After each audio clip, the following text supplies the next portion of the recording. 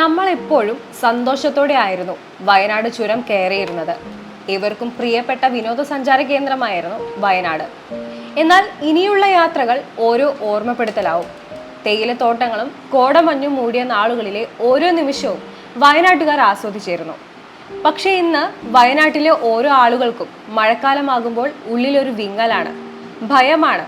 ഇനി അടുത്തത് ഞങ്ങളായിരിക്കുമോ എന്നോർത്ത്.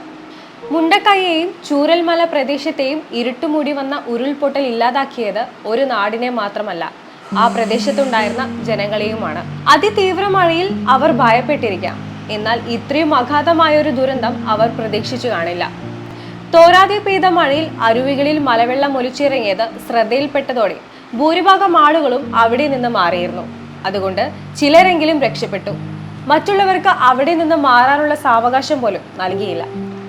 അപ്പോഴേക്കും ഇരുട്ടുമൂടിയ സമയത്ത് ഭീമമായ ശബ്ദത്തോടെ ഉരുൾപൊട്ടി വീണ് ആ നാടിനെ പകുതിയോളം വിഴുങ്ങിയിരുന്നു.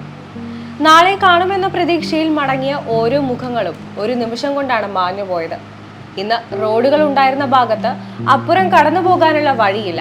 ചൂരൽമലയെയും മുണ്ടക്കൈയെയും ബന്ധിപ്പിക്കുന്ന പാലമില്ല. വീടുകളില്ല, കടകളോ ആരാധനാലയങ്ങളോ ഇല്ല. ജൂലൈ 30 രാത്രി വലിയൊരു ശബ്ദം കേട്ടാണ് എല്ലാവരും ഉണർന്നത്.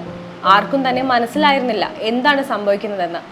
പെട്ടെന്നാണ് കൂറ്റൻ മരങ്ങളും മണ്ണും കല്ലുകളുമെല്ലാം അവരുടെ നേരെ വരുന്നതായി കാണാൻ കഴിഞ്ഞത്. അന്ന് 3 തവണയാണ് ആ പ്രദേശത്ത് ഉരുൾപൊട്ടിയത്.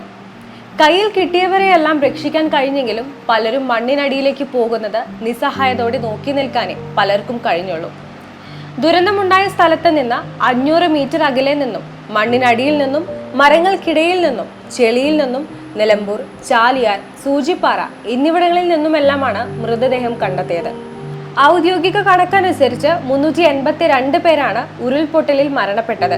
ഇനിയും മരണസംഖ്യ കൂടാനുള്ള സാധ്യത ഏറെയാണ്. ഇനി കിട്ടാനുള്ളതോ 180-ൽ കൂടുതൽ ആളുകളെയും. കഴിഞ്ഞ 8 നാളുകളായി തിരച്ചിൽ നടത്തുകയാണ്. ഇന്നും വിദഗ്ധ സംഘം തന്നെ മൃതദേഹങ്ങൾ ലഭിച്ചെടുത്ത് തിരച്ചിൽ നടത്തുകയാണ്. വയനാട് കണ്ട ഏറ്റവും വലിയ ദുരന്തമാണിത്. കൈവിടില്ല കേരളം വയനാടിനെ.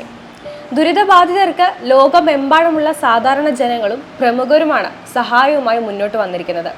ഭക്ഷണമായും ആവശ്യ സാധനങ്ങളുമായും ഡ്രസ്സുകളുമായും കുട്ടികളുടെ വിദ്യാഭ്യാസത്തിനുമായും പുനരധിവാസത്തിനുമായും അങ്ങനെ ഒരുപാട്.